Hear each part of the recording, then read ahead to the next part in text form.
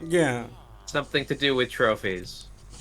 Well, I think also decorations in general, but yeah, trophies is a big one. Well, that's the only decoration you can put up in Really? Fable One. I thought you could light You up can the. you can increase the general sell price of the house through like it does just upgrade the whole insides of the house. But the Mm, only thing you can place down individually and therefore steal back are the trophies. right. At Oh least yeah, in Fable One. yeah. That's what you meant, right? Um. Okay. I don't think I'm ever gonna play Fable One again anyway. So it's just. I think And I. I have some fond memories of it. I mean, I might play it again. yeah. I really wish Fable 2 or 3 were on PC though, because I'd quite like to play them co-op again.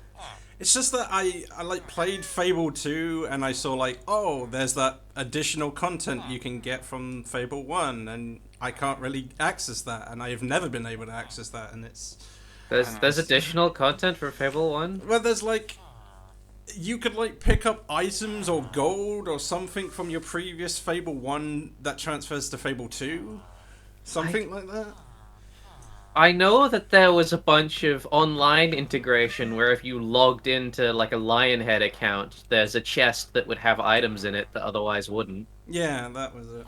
Oh, I thought But it was particular you had to have a Fable 1 save or something. nah, they don't have the right cross compatibility to do that with Xbox. Yeah, I If understand it that. was on PlayStation, they could do that, but because Fable 1 is an original Xbox game and the way that they do backwards compatibility with the Xbox 360 is basically it has an emulator in it. It doesn't work super well. No, That's why a lot of original Xbox games don't actually work on the 360. until we had what is it called? Dragon Age. You ever play Dragon Age? I have not played Dragon Age. I mean, at least Dragon Age Origins is an extremely good game. Two is garbage, and I think I, Inquisition is. I Inquisition, I think, is well liked. It's specifically 2 that everyone hates. I don't know. I was not fond of Inquisition because uh, I mean, you would have to play the original to get where I'm coming from, but it's like some of the specifically, I use the word I know. One of the characters called Alistair, who becomes king potentially if you play the goody good ending, and he looks, sounds, and acts like a completely different person in the Inquisition. And I'm like, who the fuck is this guy? That's not Alistair. This is That something. is kind of annoying when things do that. I mean, they got the witch character from the original looking and sounding just fine, but Alistair just no, that is not Alistair. I'm sorry. I do kind of dislike. I'm a big Ratchet and Clank fan generally, Mm. but one of the things I dislike about the series generally is that they changed the voice actor for Ratchet after the first game. Yeah, yeah. I've never played those games, but I can understand how annoying that is. I mean, I don't hate the new voice actor, but it kind of changes the character as well. That's the thing. Okay, changing the voice is one thing, but when you change the voice, appearance, and how the character acts, that's like, what the fuck are you even doing? That's not the same character at that point.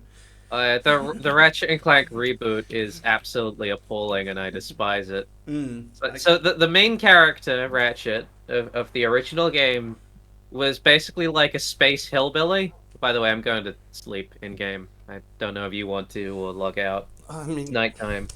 I'm still just trying to find the controller, but I can do it on the keyboard. What's Go that? on. Oh yeah, he's basically like this sort of space hillbilly. He buys guns. He lives out in the middle of nowhere. He trying to build a ship to leave the planet and do whatever. In the new games, he's a fucking like 13-year-old nerd who fangasms over space heroes and stuff. Like it's just not the same character. Of course. Like, in the original game, the only reason he teams up with Clank, the secondary main character, is just because he can start the ship he's working on. That's all he cares about. He just wants to leave. I mean In the that. new game, he's like, I'm gonna fix you up, buddy. We can go together to meet your hero.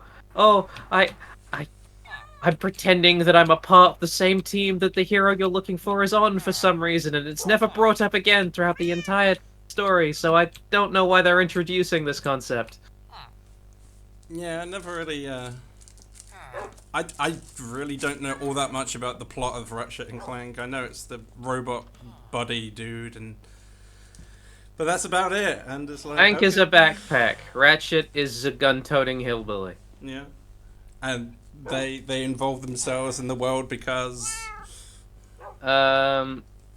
So when Clank is initially created, he sees what is called an infobot, which is basically just a thing that stores information, which shows a guy called Chairman Drek is going around like stealing the resources of planets to make a new planet and basically fucking everyone over. As you do. He goes, right, I'm gonna leave this place, and he takes a ship and tries to leave this planet he's on, which is meant to be building robots for Drek's fleet, but one of them came out weird and is just this tiny little smart one. He tries to escape, his ship gets shot down, he happens to land on Ratchet's planet, but he's trying to build a ship, but he's missing a really important part. Clank crash lands, Ratchet goes, what the fuck was that? Goes to investigate, you have your tutorial, and then he's like, can you start my ship? Clank is like, yeah, I can start your ship, and he's like, great, I'll help you find Captain Quark, who is this hero that you seem to think can help you save the galaxy, and in return, you let me travel to somewhere that isn't fucking here, because I'm bored. Because he's bored. Pretty much. Yeah, when you initially leave, he just looks back and goes, so that's where I've been stuck this whole time. Then he immediately crashes the ship. Yeah. He hasn't had lessons, so... It's understandable in that sense. But yeah, that's quite the character motivation. I'm bored. I mean, even the cliche, chosen one would be better than that. It doesn't have to be, like, I find it's more interesting to just have characters interact with each other. Like, he's not just bored. It is more like the, in the original Star Wars with Luke. Like, yeah. He just doesn't want to keep doing the same thing every day, so he wants to leave. Well, he wanted to find his friends and do something with his life. I don't know. Yes, that second part is right, but he doesn't have any friends at the start of the original Star Wars. He says all his friends went to the academy, which is why he wanted to go. But yeah. Oh, you mean that part of it? Yeah. Yes, I suppose that is true. But like the general motivation for him going on an adventure is just he doesn't want to be here anymore. It's boring here. I don't want to be a moisture farmer. You don't appreciate the family tradition of farming moisture. But in Ratchet and Clank, they did, when they moved the series to the PS3, retroactively make it a Chosen One story, which I hate. Yeah. Apparently now, Ratchet was always the last member of his race, even though we've canonically seen another member of his race during the previous games, but we'll just try to ignore that. And also, Clank was a secret Chosen One created by the time clock of the universe in order to right the wrongs of time. Yeah. I understand you could come up with a better motivation for your characters. For some reason, I have like Abe's Odyssey plot in my head, and he found out they're going to be slaughtering his people, and that seems like a good motivation for the hero. Yeah, that's the motivation for Clank. Oh, okay, then that's good then.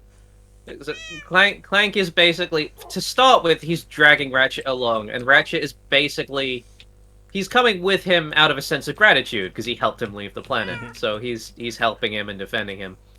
But then Quark, the hero that they're looking after, turns out to be a huge asshole who completely betrays them. And so now Ratchet is like, fuck you, Clank. I'm just... now what I'm doing is trying to come with you because I need you. I can't go without you. But I would go without you if I could. Just so that I can go fuck over Quark, because fuck him. I like Quark. I think he's the best character in Deep Space Nine. No. But by the end, partway through,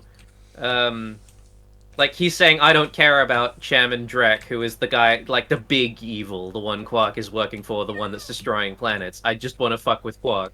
Yeah. But sort of by the near end, like sort of the late midpoint, Ratchet finally comes over and is like, I guess, yeah, okay, Drek really is the bigger problem, I will help. And by then they're friends again. As you do. And then Drek tries to destroy Ratchet's original home, the place you left in the beginning. He's just like, yeah, I wanted to leave there, but nobody fucks with my home. And so the final level